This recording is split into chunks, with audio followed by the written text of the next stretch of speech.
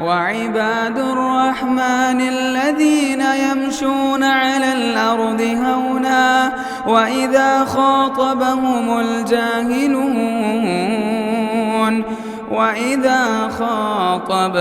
الجاهلون قالوا سلاما. السلام علیکم ورحمۃ اللہ وبرکاتہ.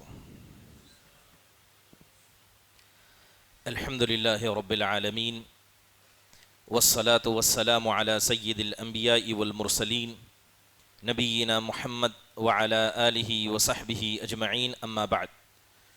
یقول اللہ سبحانہ وتعالی وَإِذْ قَالَ مُوسَى لِفَتَاهُ لَا أَبْرَحُ حَتَّى أَبْلُغَ مَجْمَعَ الْبَحْرَيْنِ أَوْ أَمْضِيَ حُقُبًا. اللہ سبحانہ وتعالیٰ کا ارشاد ہے کہ جب حضرت موسیٰ علیہ السلام نے اپنی نوجوان ساتھی سے کہا کہ میں اس وقت تک نہیں رکوں گا یہاں تک کہ دو سمندروں کے ملنے کی جگہ میں پہنچ نہ جاؤں. محترم حاضرین، یہ آیت کریمہ سورہ کہف کی ہے. اس سے پہلے تاقرات میں سورہ کہف کا ایک قصہ اور اس سے حاصل ہونے والے فوائد کا ذکر کیا گیا تھا. اسی سورہ کہف کا یہ دوسرا واقعہ ہے جس کے اندر اللہ سبحانہ و تعالیٰ نے اپنے ایک معزز رسول جو اولو العزم میں ہیں حضرت موسیٰ بن عمران علیہ السلام کا ذکر کیا، اور اس میں اللہ نے ان کے خادم حضرت یوشع بن نون اور ایک ایسے شخص جن کو اللہ تعالیٰ نے اپنی رحمت یعنی علم سے نوازا تھا حضرت خضر، ان کا ذکر کیا ہے. حدیث کے اندر آتا ہے کہ اصل اس واقعے کی وجہ کیا بنی کہ حضرت موسیٰ علیہ السلام بنی اسرائیل میں کھڑے تھے اور لوگوں کو واعظ و نصیحت کر رہے تھے. اسی درمیان ایک آدمی نے حضرت موسیٰ سے سوال پوچھا اور کہا کہ هل تعلم احدا اعلم منک، کیا ابھی آپ کسی ایسے انسان کو جانتے ہیں جو آپ سے زیادہ بھی علم رکھتا ہے؟ تو حضرت موسیٰ نے کہا کہ نہیں، ایسا کوئی اور نہیں ہے. تو اللہ تعالیٰ نے آسمان سے آیت نازل کی اور حضرت موسیٰ کو بتایا کہ میرے بندوں میں ایک ایسا بندہ بھی ہے جو آپ سے زیادہ علم رکھتا ہے. اب جیسے ہی حضرت موسیٰ نے سنا کہ کوئی ان سے زیادہ بھی علم رکھتا ہے تو حضرت موسیٰ نے درخواست کی کہ میں اس کے پاس جانا چاہتا ہوں. تو اللہ تعالیٰ نے آپ کی رہنمائی فرمائی. محترم حاضرین، اس قصے کے اندر جس موسیٰ کا ذکر ہے اس کے بارے میں علماء کے درمیان اختلاف ہیں. بہرحال کیا وہ حضرت موسیٰ علیہ السلام ہیں یا کوئی اور موسیٰ ہیں؟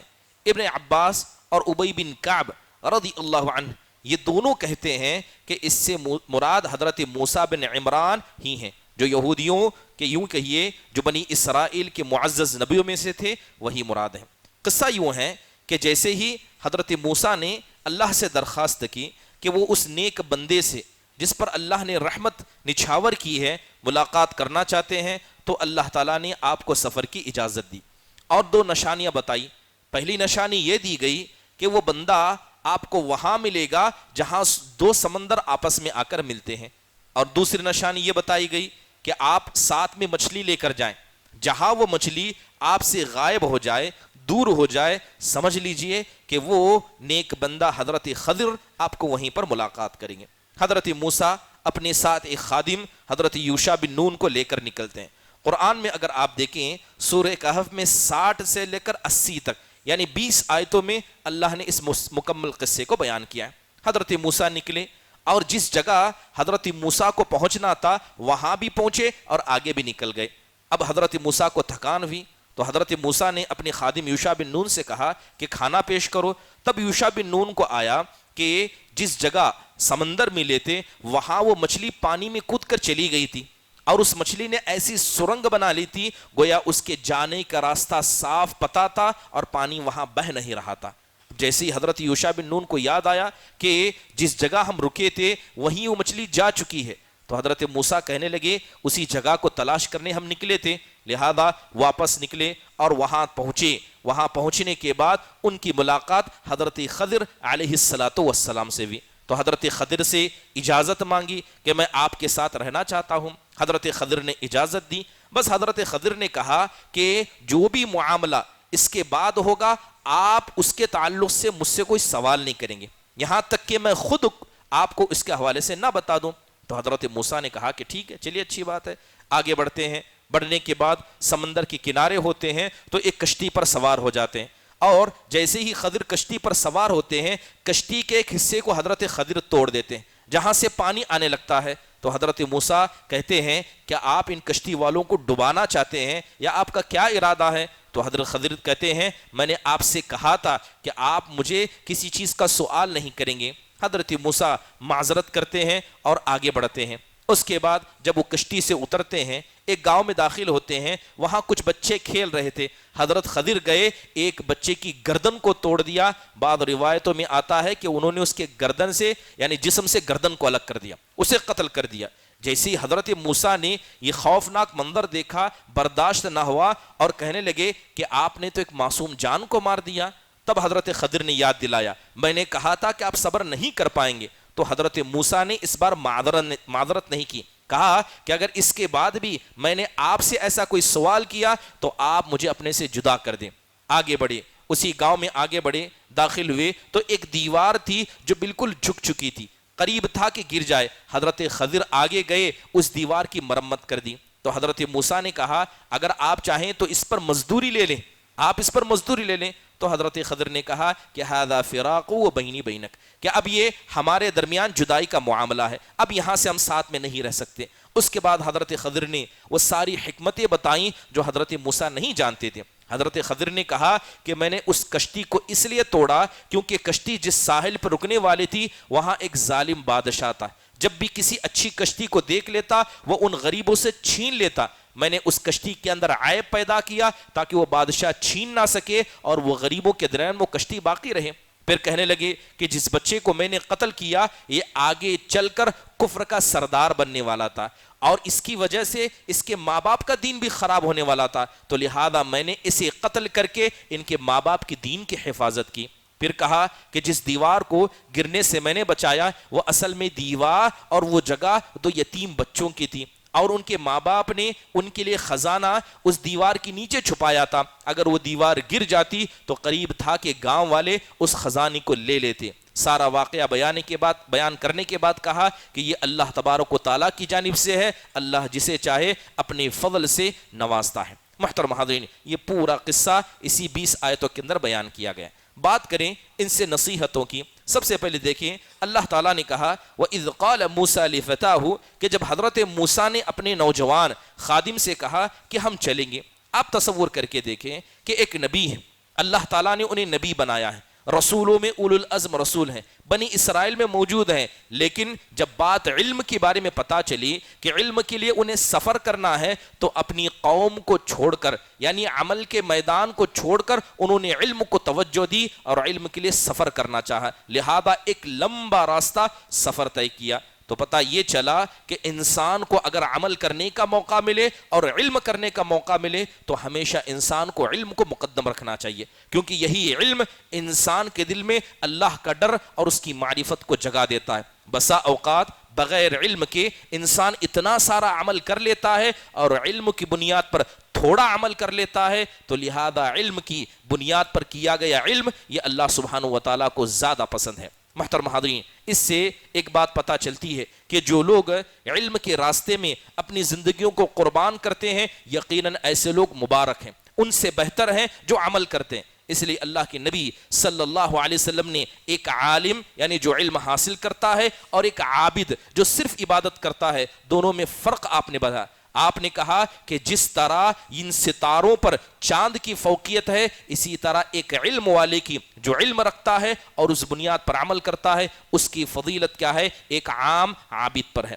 محترم حاضرین، یہ سنت رہی ہے، سنت یہ ہے کہ علم کے لیے بہت ہی لمبے لمبے سفر انبیاء نے کیے ہیں اور اسی طرح اللہ کے نبی صلی اللہ علیہ وسلم کے صحابہ نے کیے۔ حضرت جابر بن عبداللہ ان کے بارے میں آتا ہے کہ انہوں نے صرف ایک حدیث سننے کے لیے، یہ حدیث صحیح بخاری کے اندر موجود ہے، صرف ایک حدیث سننے کے لیے انہوں نے 1 مہینے کا سفر کیا تھا اور عبداللہ بن انیس کے پاس جا کر اس حدیث کو حاصل کیا تھا۔ محترم حاضرین، امام شعبی رحمہ اللہ نے اس حدیث کو بیان کیا تھا، لہذا اس حدیث کو بیان کرنے کے لیے، اس حدیث کو سننے کے لیے انہوں نے جس سفر کیا تھا، تقریباً لمبا سفر تھا، بتایا جاتا ہے کہ 1850 کلومیٹر کا سفر انہوں نے اونٹ پر بیٹھ کر طے کیا تھا، صرف ایک حدیث کو سننے کے لیے۔ اس طرح آپ اگر ائمہ کی سیرتوں کو پڑھیں گے تو آپ کو پتا چلے گا، کوئی مکہ سے کوفہ آ رہا ہے، کوئی کوفہ سے مکہ جا رہا ہے، کوئی کیا ہے بصرہ سے مدینہ آ رہا ہے، تو کوئی مدینہ سے بصرہ آ رہا ہے، اور یہ کوئی مسافت 1500 کلومیٹر سے کم کی نہیں ہے۔ اور اس وقت یہ 1500 کلومیٹر کا سفر جانور پر ایک مہینے کے اندر طے کیا جاتا تھا۔ ائمہ کی مثالیں آپ کو مل جائیں گی جس کے اندر انہوں نے کیا ہے اتنا لمبا سفر چند حدیثوں کو سننے کے لیے کیا تھا۔ محترم حاضرین، حضرت موسیٰ علیہ السلام کا سفر دیکھیں کہ حضرت موسیٰ نے بڑا لمبا سفر کیا، جہاں ذکر کیا گیا ہے جیسے کہ بعد اسرائیلی روایتوں میں آتا ہے کہ کئی دن تک کا مسلسل سفر حضرت موسیٰ کرتے رہے، صرف اس امید میں کہ وہ اس انسان سے ملاقات ہو جائے جس کو اللہ تبارک و تعالیٰ نے علم سے نوازا ہے۔ اب یہ بات پتا چلی کہ ایک ہے تعلیم، ایک ہے عمل، لہذا انسان کو ہمیشہ اہم چیز کو مقدم رکھنا چاہیے۔ تو اہم چیز کیا ہے؟ علم ہے۔ یہ نصیحت ہے ان لوگوں کے لیے جو دعوت کا جذبہ رکھتے ہیں، عمل کا جذبہ رکھتے ہیں، مگر علم سے خالی ہیں۔ آج یہ وہ دور ہے جس دور میں علم بڑے آسانی سے لوگوں کو فراہم ہو سکتا ہے، لیکن لوگ علم کم حاصل کرتے ہیں، عمل کے میدان میں کودنے کی انہیں بڑی جلدی ہے۔ مثال کے طور پر دعوت کا جذبہ، یقیناً دعوت کا جذبہ ہر انسان کے پاس ہونا چاہیے، مگر وہ دعوت جس میں انسان کے پاس علم نہ ہو، ایسی دعوت بسا اوقات انسان کے لیے وبال جان بن جاتی ہے۔ لہذا انسان پہلے علم حاصل کرے، اس کے بعد دعوت کے مسئلے میں اپنے آپ کو مقدم رکھنے کی کوشش کرے۔ محترم حاضرین، آپ دیکھیں اللہ تعالیٰ نے کہا قال لفتاہ آتینا غداءنا، حضرت موسیٰ نے نوجوان سے کہا کہ تم ہمارے لیے کھانا پیش کرو۔ تو پتہ یہ چلتا ہے کہ انسان کیا ہے اپنے ساتھ جب بھی سفر میں جائے اپنے ساتھ کھانا لے کر جائے، سفر میں اپنے ساتھ کھانا لے کر جائے۔ اور دوسری بات کہ جب بھی اس کے ساتھ اس کا خادم ہو تو ہمیشہ خادم کو اپنے ساتھ کھانے میں شامل کرے۔ جس طرح کہ حضرت موسیٰ کے خادم یوشع بن نون تھے، تو باقاعدہ حضرت موسیٰ نے اپنے سفر میں کھانے میں ان کو برابر کا شریک رکھا۔ محترم حاضرین، آگے بڑھتے ہیں۔ اللہ تعالیٰ کہتا ہے لقد لقینا من سفرنا هذا نصبا، جیسے ہی حضرت موسیٰ اس جگہ پر جہاں بندے سے ملاقات ہونی تھی آگے بڑھے، حضرت موسیٰ علیہ السلام کو تھکان ہو گئی۔ مفسرین کہتے ہیں یہ اللہ کی نشانیوں میں سے ایک نشانی تھی۔ نشانی یہ تھی کہ لگاتار 3 دن کا سفر طے کر کے حضرت موسیٰ وہاں تک پہنچے، مگر حضرت موسیٰ کو ذرے بھی تھکان نہیں ہوئی، لیکن جگہ جہاں حضرت خضر سے ملاقات کرنی تھی وہاں سے تھوڑی آگے بڑھے حضرت موسیٰ فوراً تھک گئے۔ تو گویا اللہ تبارک و تعالیٰ کی جانب سے حضرت موسیٰ کے لیے ایک پیغام تھا۔ وہ پیغام یہ تھا کہ اللہ تعالیٰ اپنے اولیاء کی مدد کرتا ہے جب بھی وہ حد سے آگے بڑھ جاتے ہیں یا کسی معاملے میں ان کے لیے خیر نہیں ہوتا ہے۔ محترم حاضرین، حضرت موسیٰ علیہ السلام سفر کرتے ہیں۔ اللہ نے کہا کہ جب حضرت موسیٰ نے کھانا مانگا تو 2 چیزیں ہوئیں۔ ایک، جب حضرت موسیٰ سفر کر کے نکلے، کہاں بنی اسرائیل سے 3 دن کا سفر کر کے اس جگہ پر پہنچے جہاں حضرت خضر سے ملنا تھا۔ یہ سفر کیا تھا؟ یہ اللہ کے لیے کیا گیا سفر تھا۔ اللہ نے اتنا آسان کر دیا کہ کوئی تھکان نہیں ہوئی، لیکن وہاں سے جیسے ہی آگے بڑھے تو اللہ تعالیٰ نے انہیں تھکان میں مبتلا کر دیا، کیونکہ وہ سفر اللہ کے لیے نہیں تھا۔ محترم حاضرین، اس کے بعد آپ دیکھیں جیسے ہی معاملہ آگے بڑھتا ہے، حضرت موسیٰ علیہ السلام آگے بڑھنے کے بعد کہتے ہیں کہ حضرت یوشع بن نون سے کہتے ہیں کہ جب کھانا پیش کیا جائے تو حضرت یوشع کہتے ہیں وہ مچھلی تو میں بھول گیا۔ حقیقت میں جب وہ مچھلی چلی گئی تھی تو شیطان نے ان کو بھلا دیا کہ وہ حضرت موسیٰ کو بتائیں کہ یہی وہ جگہ ہے۔ آگے بڑھنے کے بعد جیسے ہی حضرت یوشع کو یاد آیا تو وہ کہتے ہیں وَمَا أَنسَانِهُ إِلَّا الشَّيْطَانِ، کہ جو مچھلی کا قضیہ تھا میں آپ کو بتانا بھول گیا، لیکن یہاں پر جو انہوں نے الفاظ کا استعمال کیا وہ کہتے ہیں وَمَا أَنسَانِهُ إِلَّا الشَّيْطَانِ، کہ مجھے شیطان نے اس کام کو بھلا دیا۔ تو پتہ یہ چلا کہ انسان جب بھی کسی چیز کو بھول جائے تو کبھی یہ نہ کہے کہ اللہ نے مجھے بھلا دیا، بلکہ یہ کہے کہ شیطان نے مجھے بھلا دیا، کیونکہ ہر برائی کی جڑ شیطان ہے، جس طرح ہر خیر کا منبع اور مصدر اللہ سبحانہ و تعالیٰ کی رحمت اور اس کی شفقت ہے۔ محترم حاضرین، جب حضرت موسیٰ علیہ السلام خضر کے پاس پہنچے تو بڑے ادب سے کہا، کیا کہا کہ قال له موسیٰ هل اتبعوك على ان تعلمني مما علمت رشدا، تو حضرت موسیٰ نے کہا کیا آپ مجھے اس بات کی اجازت دیتے ہیں کہ میں آپ کے پیچھے پیچھے چلوں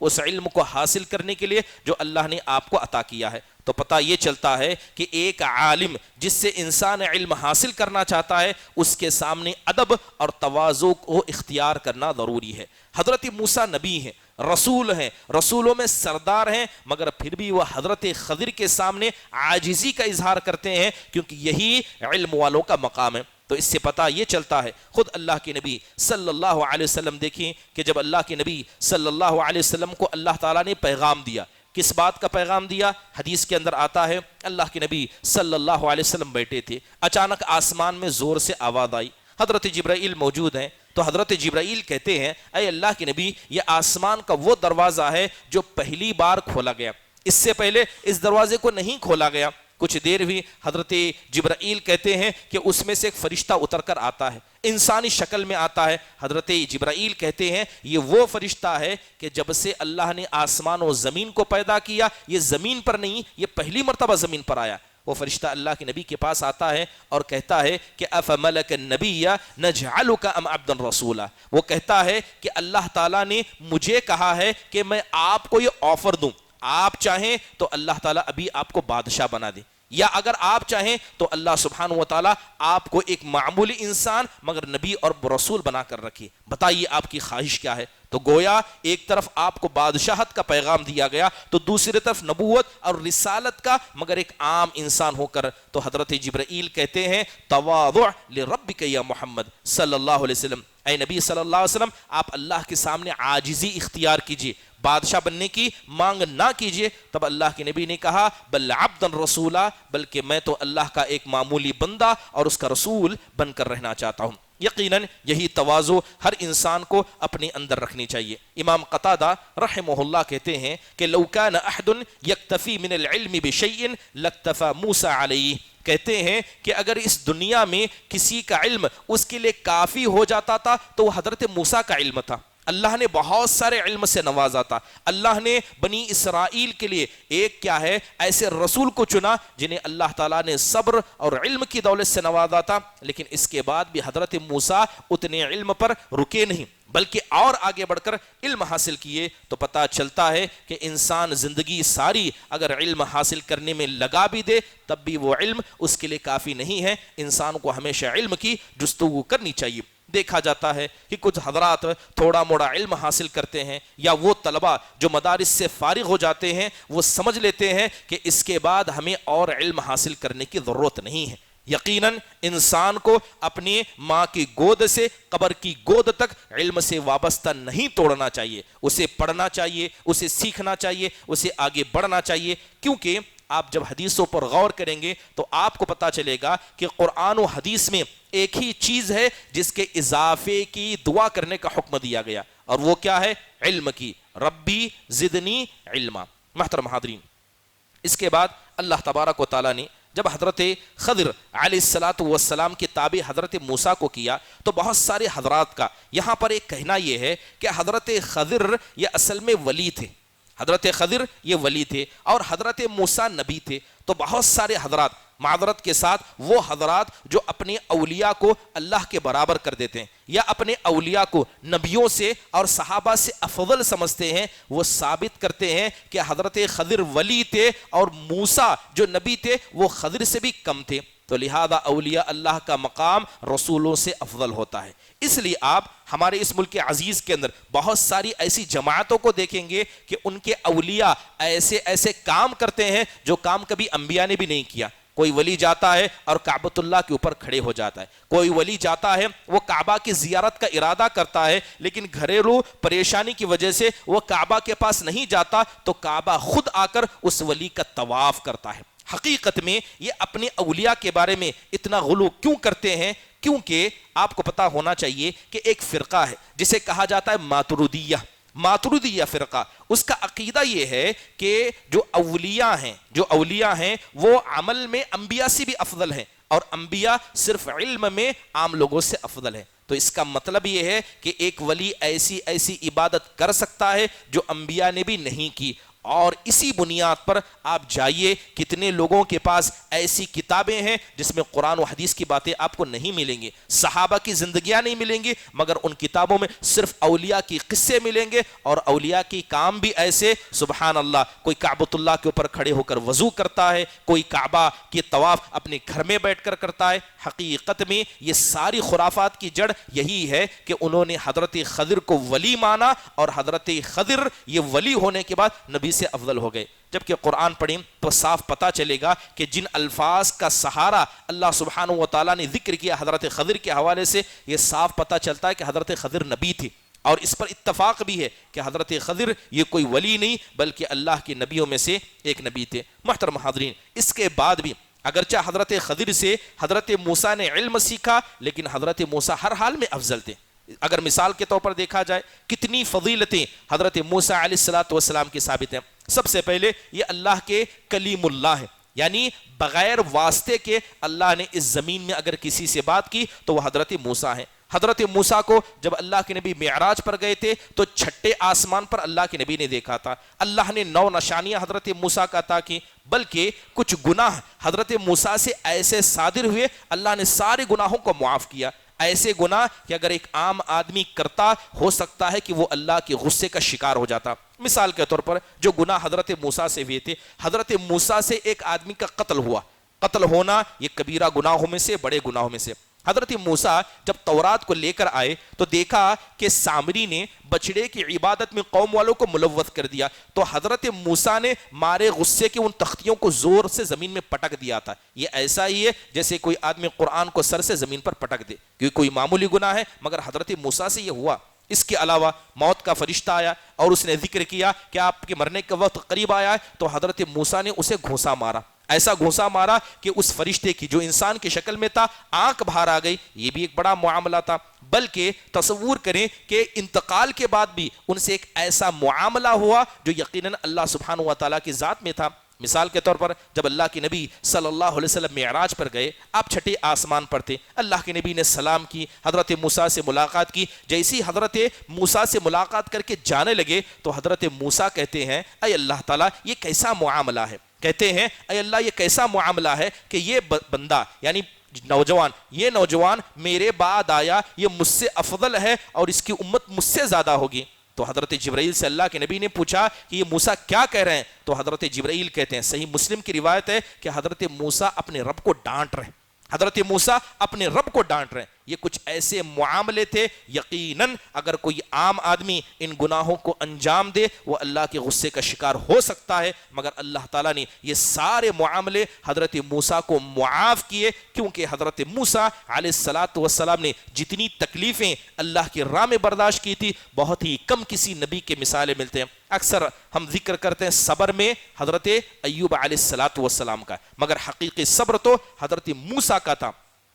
اسی لیے اللہ کے نبی نے ایک حدیث میں کہا رحم اللہ موسیٰ لقد اوذی فی اللہ کثیرا، کہ اللہ تعالیٰ حضرت موسیٰ پر رحم فرمائے کہ حضرت موسیٰ کو اللہ کی راہ میں بہت زیادہ ستایا گیا۔ محترم حاضرین، چلیے اس سے بات سمجھ میں آ گئی کہ حضرت خضر یہ کوئی ولی نہیں ہے بلکہ اللہ کے نبیوں میں سے نبی ہیں۔ اور اگر کوئی آدمی اس طرح کا عقیدہ رکھے جو ماتریدی فرقے کا عقیدہ ہے کہ اولیاء انبیاء سے عمل میں افضل ہیں، یقیناً یہ اسلام کے بنیادی اصول کو نقصان پہنچاتا ہے۔ لہذا ہر وہ جماعت جو اس عقیدے کو مانتی ہے انہیں اللہ سے توبہ کرنا چاہیے اور اپنی کتابوں میں قرآن کو، حدیث کو، صحابہ کی سیرت کو بیان کرنا چاہیے، نہ کہ ایسے اولیاء کے قصے جن کی زندگی کے بارے میں کوئی نہیں جانتا۔ محترم حاضرین، آگے چلتے ہیں۔ اللہ سبحانہ و تعالیٰ نے کہا قال انک لن تستطیع معی صبرا، حضرت خضر نے موسیٰ سے کہا کہ کچھ معاملے ایسے ہوں گے کہ آپ اس پر صبر نہیں کر سکتے۔ تو پتہ یہ چلا کہ علم کے میدان میں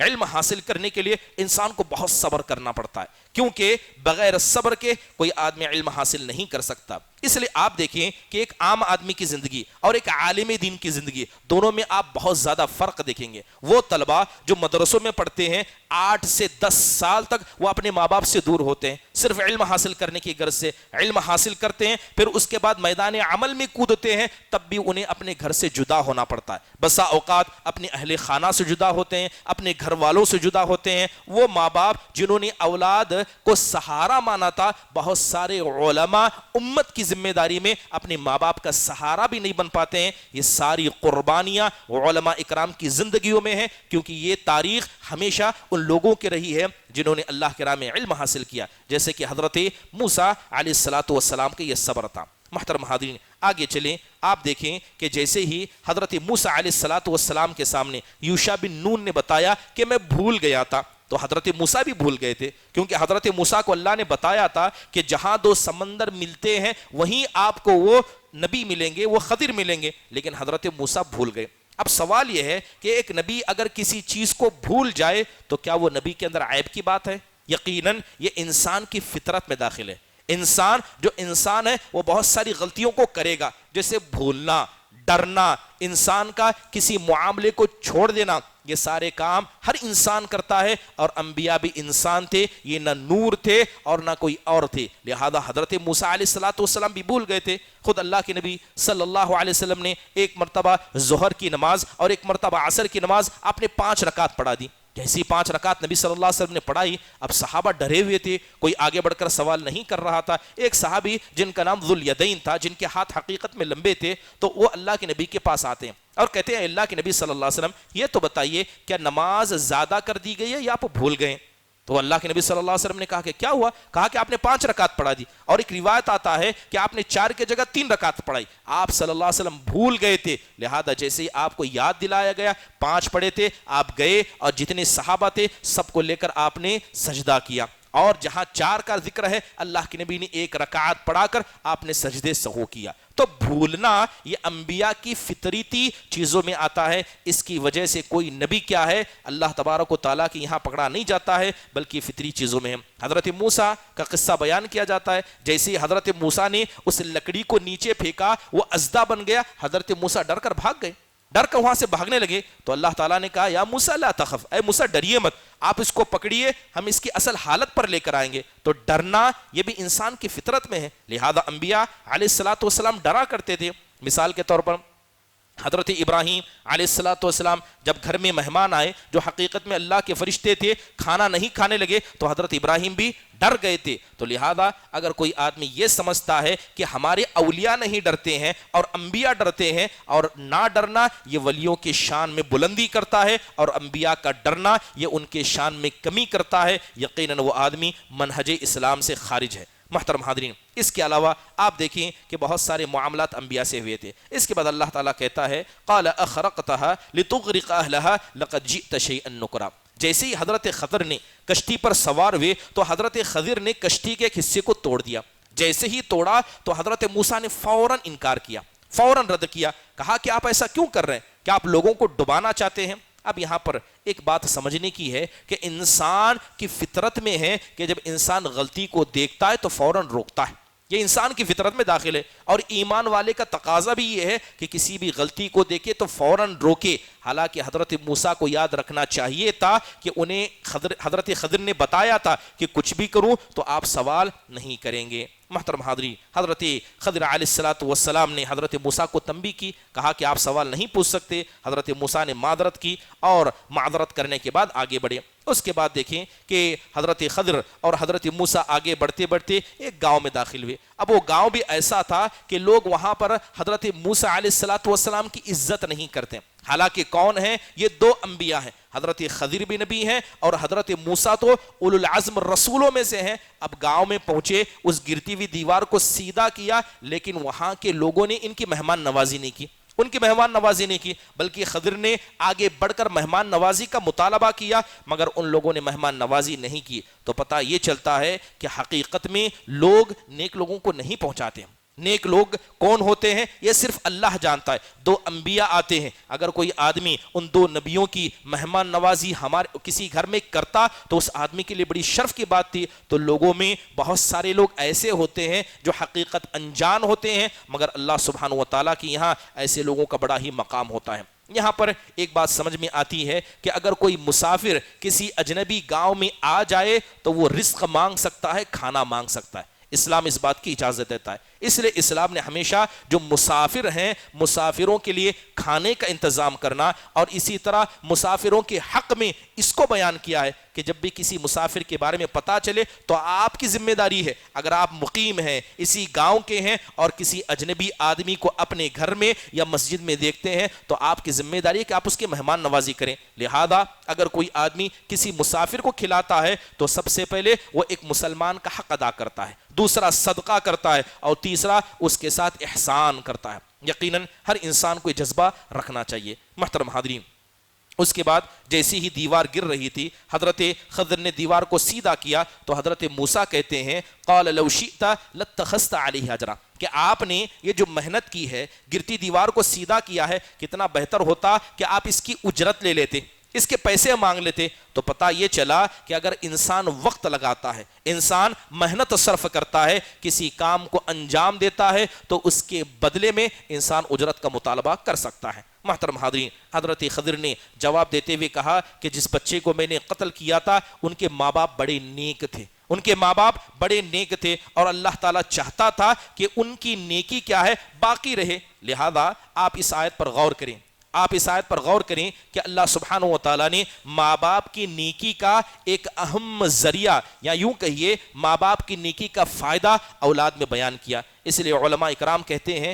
کہ اگر کسی کے ماں باپ نیک ہیں تو اللہ تعالیٰ ان کی اولاد کے ساتھ بھی خیر کا معاملہ کرتا ہے۔ صرف والدین کے نیک ہونے کی وجہ سے، جیسے مثال کے طور پر دیکھیں کہ حضرت ابراہیم علیہ السلام یہ ایسے رسولوں میں سے تھے جنہیں اللہ تعالیٰ نے بڑی عزت سے نوازا۔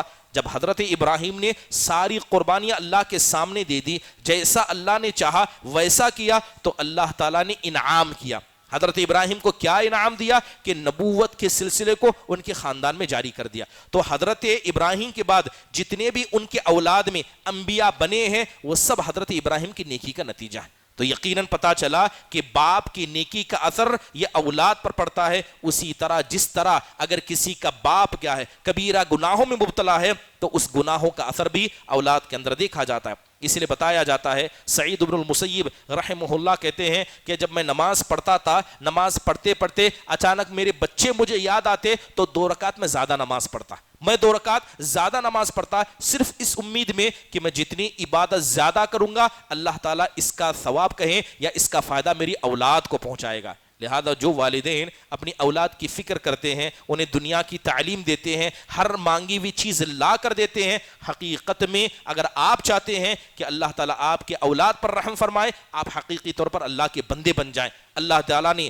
جس طرح آپ کو ضائع نہیں کیا، اللہ آپ کے اولاد کو بھی اسی طرح ضائع نہیں کرے گا۔ محترم حاضرین، اب دیکھیں کہ حضرت خضر علیہ السلام نے اس گرتی ہوئی دیوار کو روکا، اور روکنے کا مقصد کیا تھا کہ ان دونوں کا باپ نیک آدمی تھا اور ان کا خزانہ وہاں پر زمین میں گڑا ہوا تھا، اگر وہ دیوار گر جاتی تو خزانہ باہر آ جاتا۔ تو پتہ یہ چلا کہ بسا اوقات اللہ نیک لوگوں کی خدمت کے لیے انبیاء تک کو بھیج دیتا ہے۔ یہ دونوں نبی ہیں، کون؟ حضرت خضر بھی نبی ہیں، حضرت موسیٰ بھی نبی ہیں، اور انہوں نے خدمت کس کی؟ ایک نیک آدمی کی خدمت کی۔ تو پتہ چلا کہ نیک آدمی کی خدمت کرنا خاص طور پر یہ بڑے اہم نیک کاموں میں سے ہے۔ اس لیے اللہ کے نبی صلی اللہ علیہ وسلم کہا کرتے تھے لا یأکل طعامک الا تقی، کہ اگر تمہارا کھانا حلال کا ہے تو سب سے زیادہ حق تمہارے کھانے کا یہ نیک لوگ رکھتے ہیں۔ لیکن دور حاضر میں ہم دیکھتے ہیں کہ انسان غریبوں کو کم کھلاتا ہے، نیک لوگوں کو کم کھلاتا ہے، یا اپنے دوستوں پر زیادہ خرچ کرتا ہے،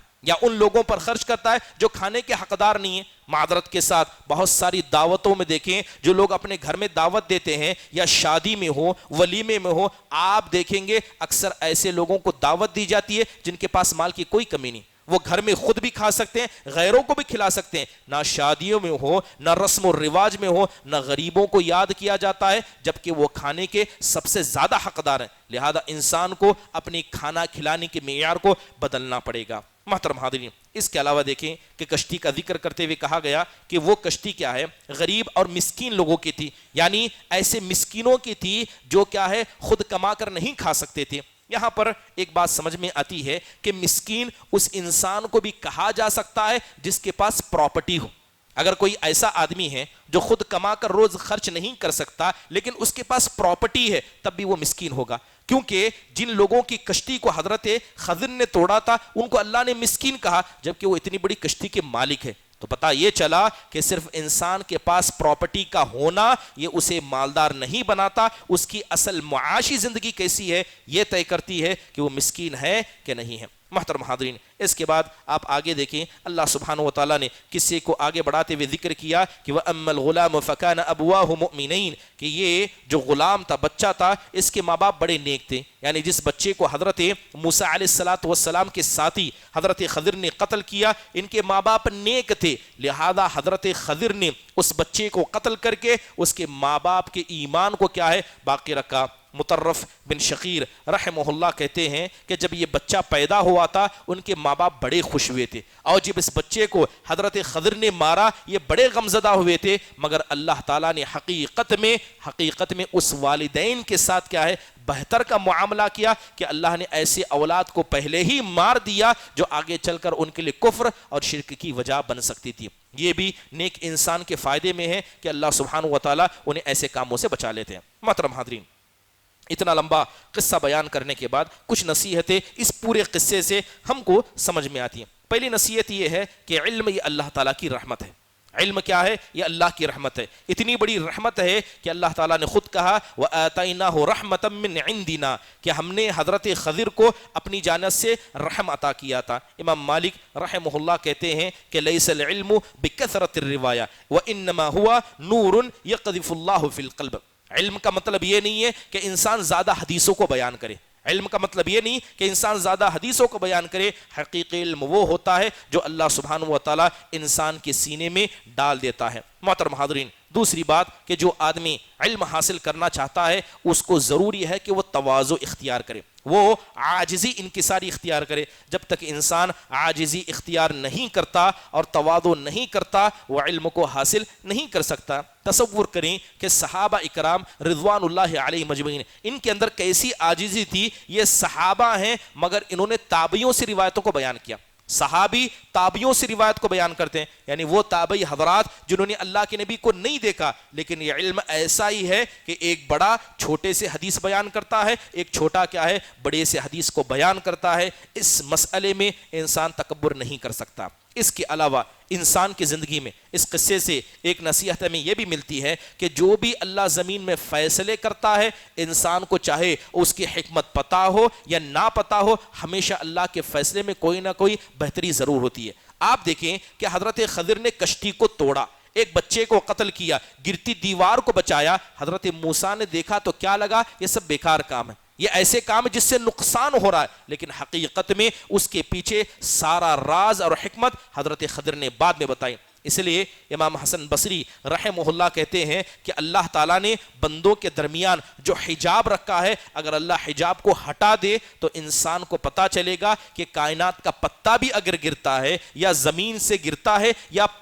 کسی درخت میں لٹکا ہوتا ہے، یہ سب اللہ کی حکمت ہی سے ہوتا ہے۔ کوئی چیز آسمان و زمین میں بیکار نہیں ہوتی ہے۔ اس کے علاوہ ایک نصیحت ہمیں یہ بھی ملتی ہے کہ جب انسان کسی کام کو ہوتا دیکھے تو فوراً اعتراض نہ کرے جب تک کہ انسان کو حقیقت نہ پتہ ہو۔ بہت سارے لوگوں کو دیکھا جاتا ہے کوئی آدمی کام کرتے ہیں تو فوراً ٹوکنے لگتے ہیں، جبکہ سوال نہیں کرتے کہ حقیقت ہے کیا، ہوا کیا ہے، معاملہ کیا ہے، اور یقیناً یہ جلد بازی انسان کو نقصان پہنچاتی ہے۔ اور دور حاضر کے اندر بہت سارے ایسے لوگ جو ماشاءاللہ تھوڑا موڑا علم رکھتے ہیں، یہ سب سے پہلے علماء پر اعتراض کرتے ہیں، یعنی ایسے معاملات جس میں انسان کو گہرا علم نہیں ہے مگر علماء پر سوال اٹھاتے ہیں اپنے ناقص علم کی وجہ سے۔ اگر کوئی مسئلہ سمجھ میں نہ آئے تو انسان کو علماء سے، اور یاد رکھیے ہر عالم ایک دوسرے عالم سے بڑا مقام رکھتا ہے، لہذا جو وقت کے بڑے علماء ہیں ان سے انسان کو رجوع کرنا چاہیے اور معاملات کو ان سے پوچھنا چاہیے۔ تو یہ قصہ بتاتا ہے کہ کسی غلط کام کو ہوتا ہوا دیکھیں تو اس کی وجہ معلوم کریں، پھر اس کے بعد کیا ہے اس پر اعتراض کریں۔ اس کے علاوہ ایک اہم چیز یہ پتہ چلتی ہے کہ انسان ہمیشہ کیا ہے عقل مند وہ ہوتا ہے جو انکار کرنے سے پہلے سوچتا ضرور ہے۔ اگر آپ کسی کو غلط کہنا چاہتے ہیں تو پہلے اپنے اندر اس علم کو، صلاحیت کو پیدا کریں جو حقیقت میں آپ کے اندر اللہ سبحانہ و تعالیٰ کا ڈر پیدا کر سکے۔ اللہ تعالیٰ سے دعا ہے کہ اللہ سبحانہ و تعالیٰ ہم سب کو اسی طرح قرآن کے قصے پڑھ کر اس سے عبرت و نصیحت حاصل کرنے والوں میں سے بنائیں، آمین۔ اقول قولی ھذا واستغفر اللہ لی ولکم ولسائر المسلمین من کل ذنب فاستغفروا انہ هو الغفور الرحیم۔ السلام علیکم ورحمۃ اللہ وبرکاتہ۔ مسجد عباد الرحمن کے پلیٹ فارم سے ہونے والی دعوت و تبلیغ کے مشن کو آگے بڑھانے میں ہمارا بھرپور ساتھ دیں۔ علم و عمل سے ناطہ جوڑنے کے لیے اہل علم سے جڑیں۔ مسجد عباد الرحمن کے یوٹیوب چینل کو سبسکرائب کریں اور آگے شیئر کرنا ہرگز نہ بھولیں۔ فجزاکم اللہ خیرا۔